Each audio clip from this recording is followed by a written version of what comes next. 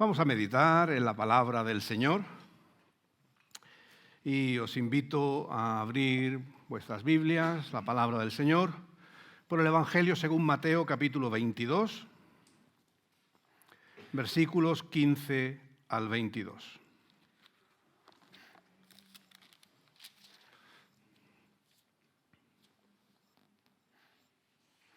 Mateo 22, 15 al 22, y dice la palabra del Señor: Entonces los fariseos se fueron y consultaron entre sí cómo atrapar a Jesús en sus propias palabras. Y los fariseos le enviaron a alguno de sus discípulos junto con los herodianos y le dijeron: Maestro, sabemos que eres amante de la verdad y que enseñas con verdad el camino de Dios y que no te importa el qué dirán, porque no miras la apariencia de las personas. Dinos pues, ¿qué te parece? ¿Está permitido pagar tributo a César o no? Jesús, advirtiendo su mala intención, les dijo: ¿Por qué me tentáis, hipócritas? Mostradme la moneda del tributo. Ellos le presentaron un denario y Jesús les preguntó: ¿de quién es esta imagen y esta inscripción? De César. Y entonces les dijo: Dad pues a César lo que es de César y a Dios lo que es de Dios. Y al oír esto se quedaron asombrados y se fueron. ¿Cuántos de vosotros tenéis álbumes de fotos? ¿Algunos tenéis álbumes de fotos? Sí. ¿Cuándo fue la última vez que le pusisteis una foto? Porque ahora ya los álbumes de fotos son digitales, ¿verdad? Tenemos en la nube o en la memoria del ordenador, tenemos fotos, pero son fotos ya digitales. Ese del álbum de fotos, pues es ya, en fin, memoria del pasado, ¿verdad? Y es curioso que no solamente hemos vivido ese cambio tecnológico, ¿verdad? De hacer las fotos con el carrete de 27, de 36, ¿verdad? Que eran más cuidadosos de seleccionar las fotos porque, en fin, el carrete costaba su precio, su dinero, ¿verdad? Y entonces hacían las fotos que tenías que hacer.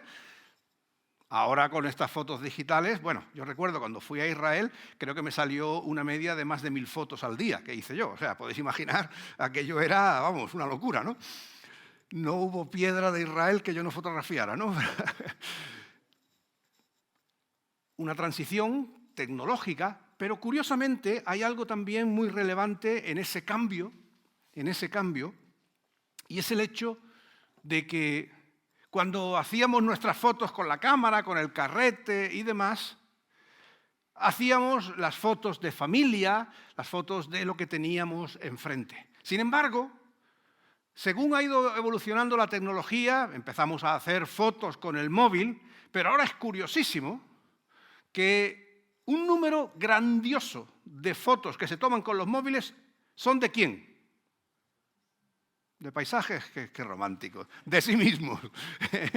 Selfies.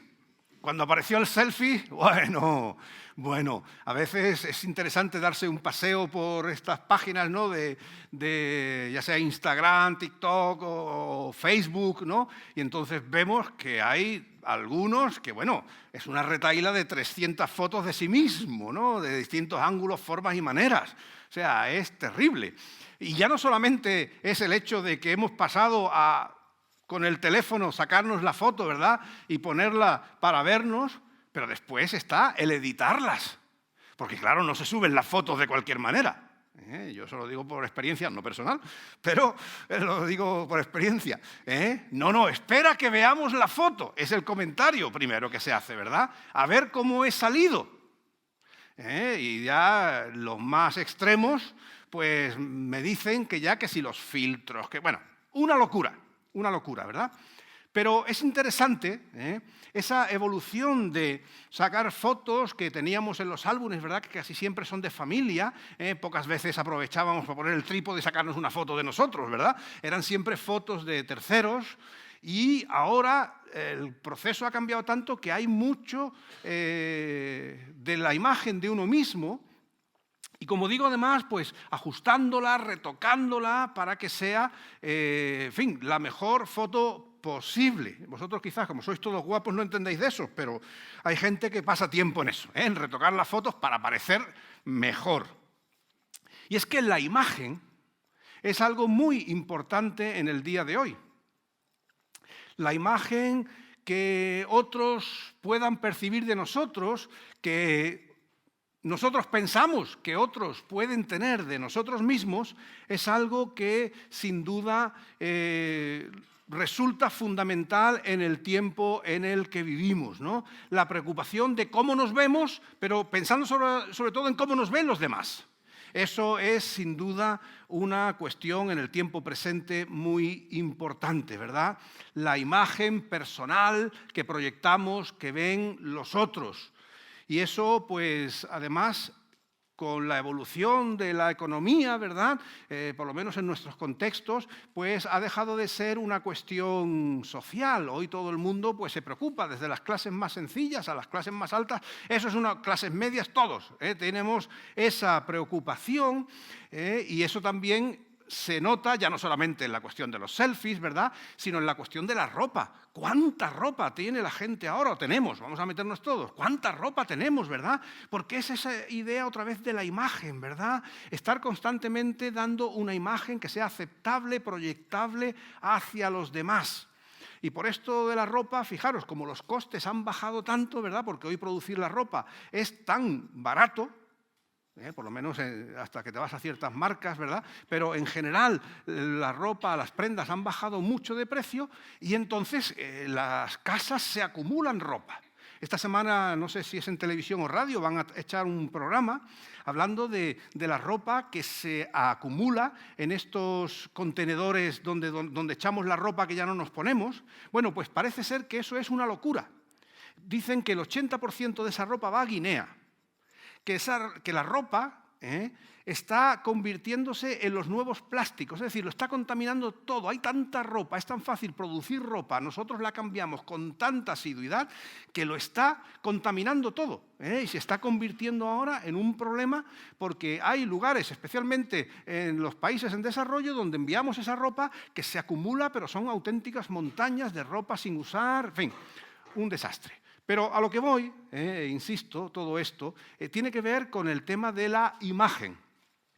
Nos preocupa la imagen, siempre ha preocupado, evidentemente, pero quizás nunca tanto como en este tiempo en el que nos encontramos, ¿verdad? Y curiosamente, el Señor Jesús, en el texto de Mateo que hemos leído, pregunta a sus interlocutores y les dice: ¿de quién es esta imagen?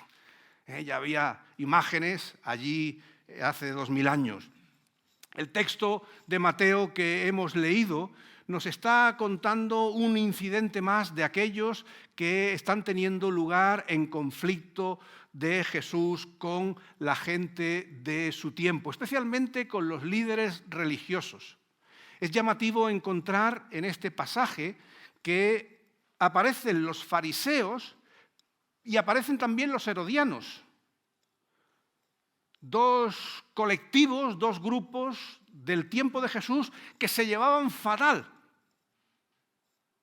Eran grupos contrarios y opuestos, pero que aquí hacen unión, hacen piña para ir contra Jesús. Él es el motivo de su conflicto, de su preocupación, y los encontramos poniéndose de acuerdo para atacar a Jesús. Y este texto no es el único, ¿verdad? Recordamos muchas otras situaciones de tensión, de intentar pillar a Jesús en renuncio, contradiciéndose o quizás negando la ley de Dios. En definitiva, fueron varios los intentos de buscar la forma de acusar a Jesús de no ser un buen observante de la ley, de no ser respetuoso a Dios, de no vivir conforme a los valores de la fe judía de aquel tiempo. Aquí es uno de esos casos en los que intentan atrapar a Jesús en lo que dice. Y la cuestión que le plantean es una cuestión en principio sencilla, aunque en el momento en el que se vive hace 2000 años, ¿verdad?, pues no lo era tanto.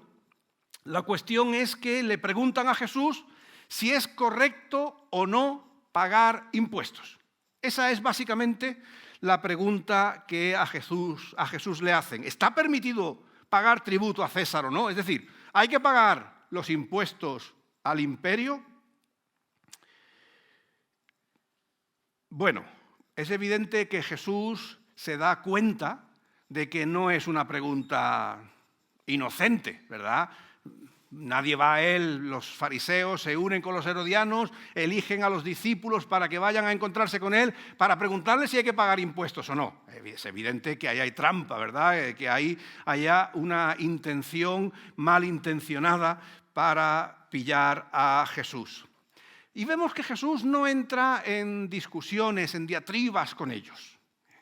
A veces eso también es una buena lección, ¿verdad? Como decimos coloquialmente, no siempre hay que entrar al trapo. A veces las actitudes no positivas de otros que se acercan a nosotros no hay que confrontarlas con la misma dureza o en el mismo tono, ¿verdad? Sino a veces hay que usar de sabiduría para afrontar esas situaciones. El caso es que Jesús no les dice ¿qué pregunta es esa? ¿A qué venís a esto conmigo? No, él le hace una pregunta en respuesta a la de ellos, ¿verdad? Parece que era gallego. Y le dice, ¿por qué me tentáis, hipócritas? Ahí sí le pone la pullita, ¿verdad? Pero él reconoce que es una tentación lo que buscan y le pregunta y les pide que le muestren la moneda que se usaba para el tributo.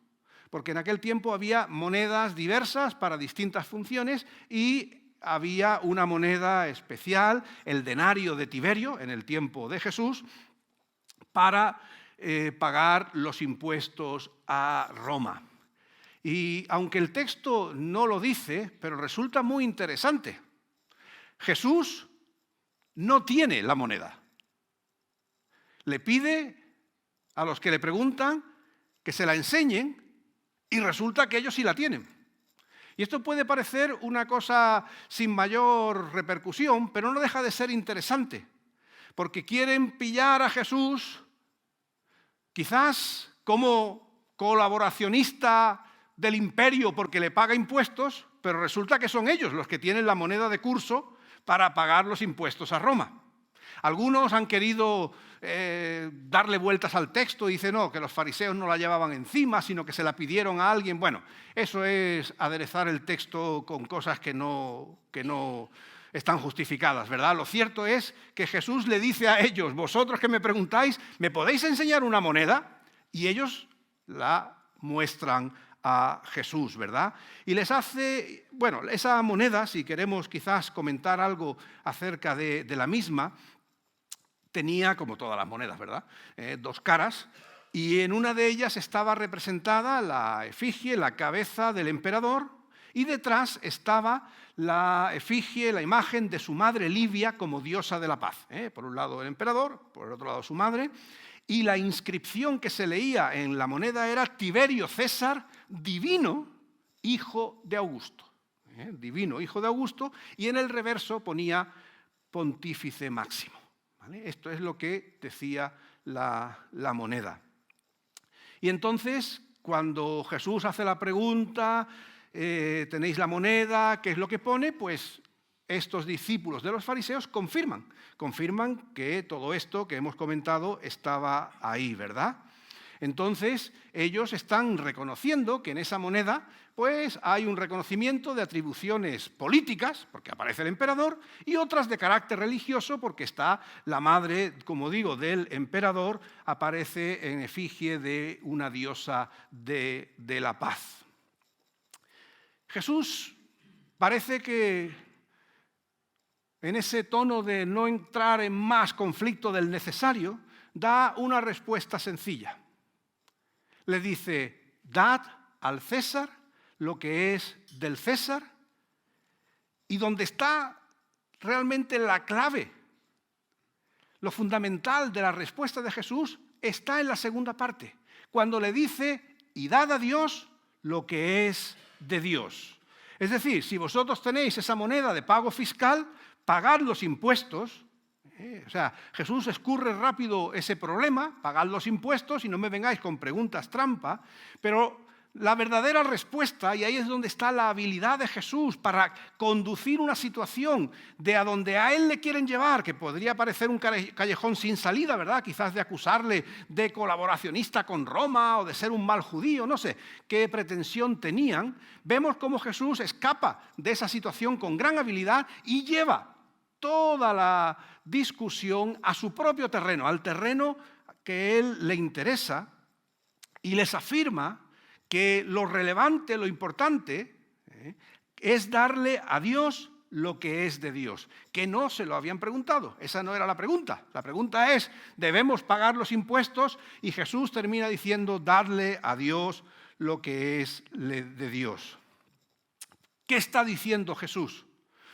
No entra en la discusión de los impuestos, él dice, hay que pagar impuestos, ¿verdad? Esa era una situación que en aquel tiempo, y ahora tampoco, ¿verdad? Podemos escapar, hay que pagar los impuestos y además hay que hacerlo de buena lid, ¿verdad? Porque en nuestro caso pues, nos da todo un sistema de bienestar, pero el Señor Jesús, con su respuesta, quiere apelar a una realidad mayor, a un compromiso mayor, a un reconocimiento de autoridad mayor que la del propio César.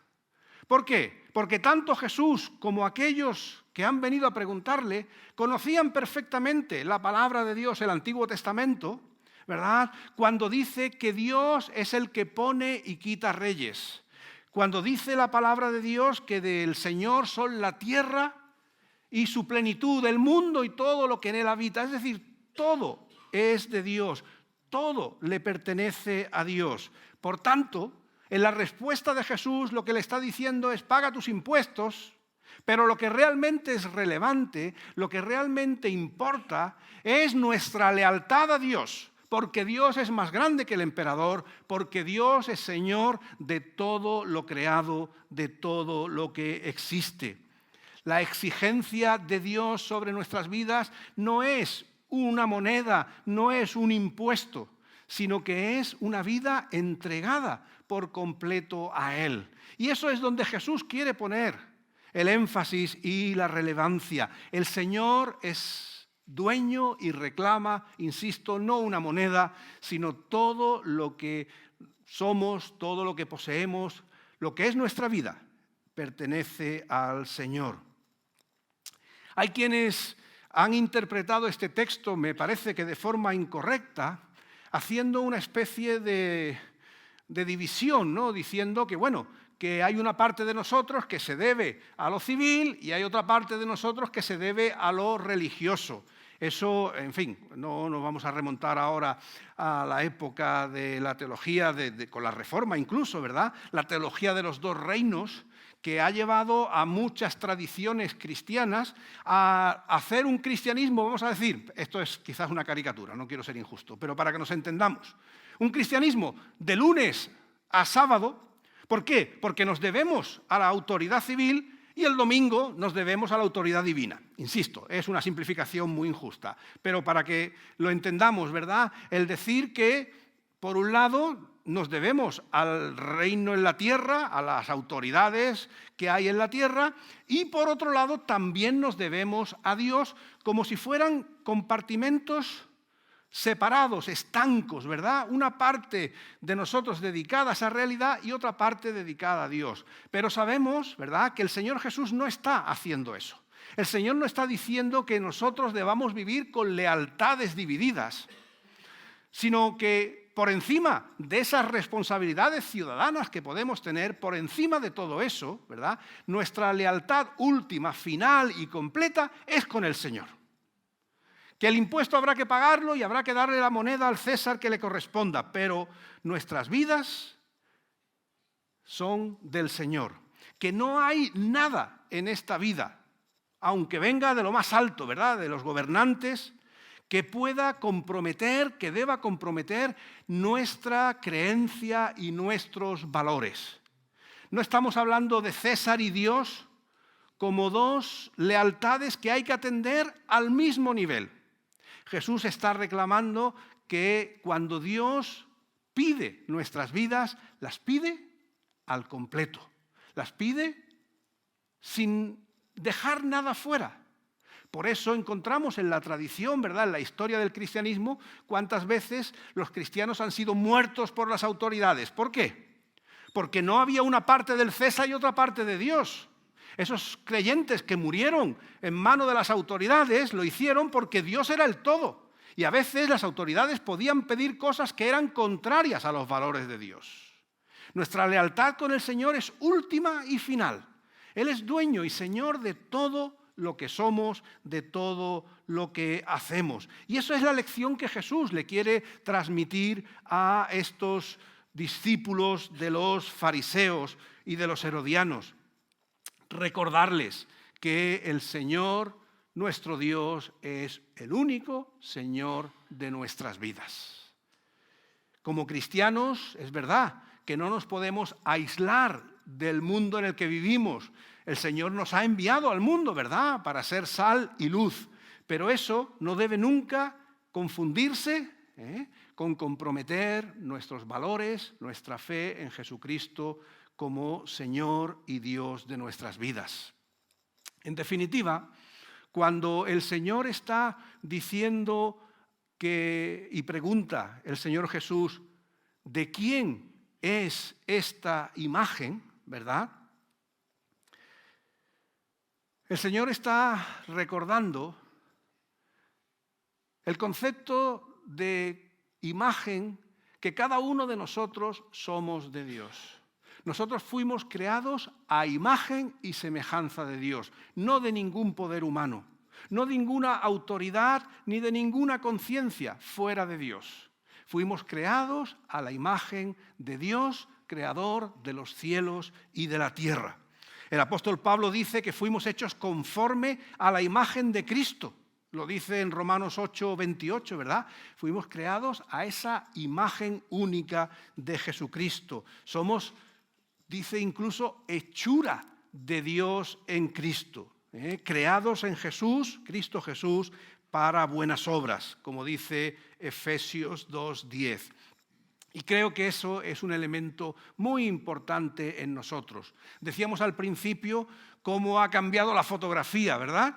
De sacar fotos de grupo a el selfie, ¿no?, que parece que se ha impuesto, y había un tiempo, ahora ya todas las cámaras vienen con selfie, pero hasta que se impuso, cuando empezó a aparecer, la gente preguntaba, ¿pero puedo hacerme selfies con este móvil? Si no, no me lo compro, ¿verdad? Porque la imagen de uno, lo que proyecta, cómo nos vemos, la centralidad sobre nosotros, pues ha sido en estos tiempos algo muy importante. Pero yo quiero invitaros a que en esta tarde nosotros pensemos en una imagen de nosotros mismos mucho mejor que la que cualquier selfie pueda hacernos. Y es la imagen de Cristo en nosotros. Que realmente cuando la gente nos vea, no solamente nos vea por una apariencia física cuidada, sino que pueda ver en nosotros los valores, la imagen de Cristo, lo que Él representa en nuestra forma de ser, en nuestra forma de vivir, en nuestra forma de actuar, en nuestra forma de relacionarnos. La pregunta es, en Jesús, ¿de quién es esta imagen? Refiriéndose a la de César. Y la pregunta podría ser hoy, de Jesús a cada uno de nosotros, ¿de quién es esa imagen cuando tú te miras al espejo o cuando los demás te miran a ti? ¿Qué puede ver la gente en ti? Más allá de lo físico, más allá de lo externo. ¿Qué proyectamos cada uno de nosotros que los demás pueden ver? La palabra del Señor nos dice que debemos proyectar la imagen de Cristo. Que mirarnos a cada uno de nosotros tiene que ser una forma de ver a Cristo allí donde estamos. Hay otros que proyectan otras imágenes, ¿verdad? Hay personas que, por sus convicciones, por su forma de ser, pues quizás dan una imagen pues de ser personas poderosas. A algunos les gusta, ¿verdad?, transmitir esa idea, o de que son muy listos, o de que son muchas cosas, ¿verdad? Pero nosotros, lo que el Señor nos invita a recordar y a hacer es que se tiene que notar que Cristo es real en nuestras vidas. El Señor Jesús dice, sed como yo, que soy como, manso y humilde de corazón.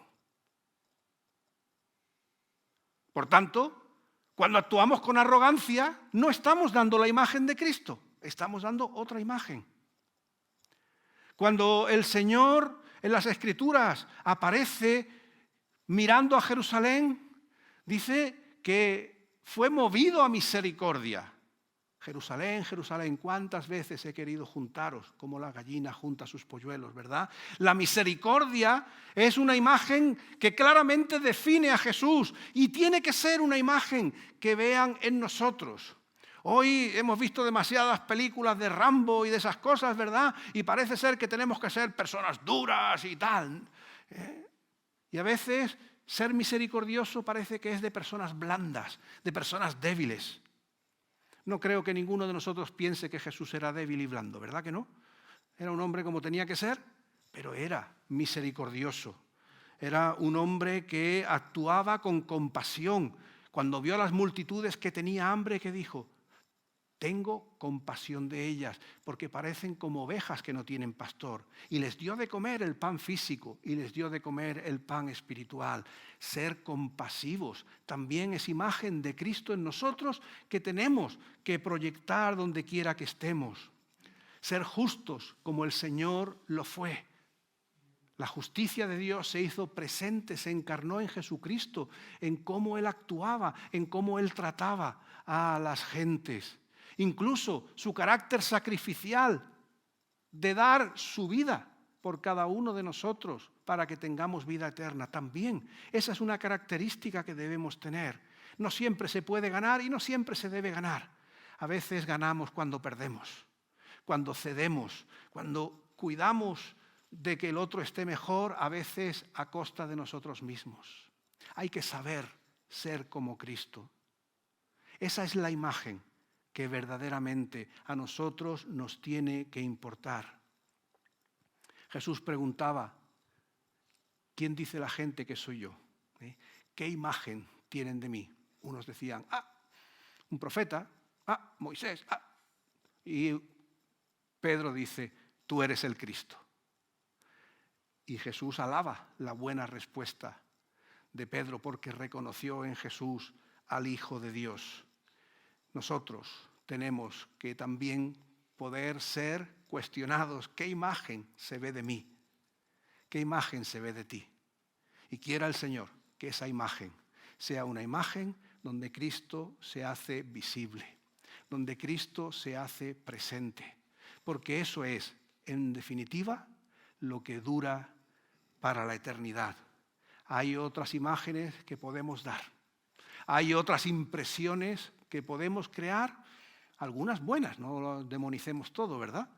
Pero por encima de todo, la imagen de Cristo es aquella que tiene que destacar donde quiera que nos encontremos, porque esa es parte de la misión también que el Señor nos ha dado, de hacerle presente allí donde Él está ausente, de hacerle cercano donde Él pudiera parecer lejano.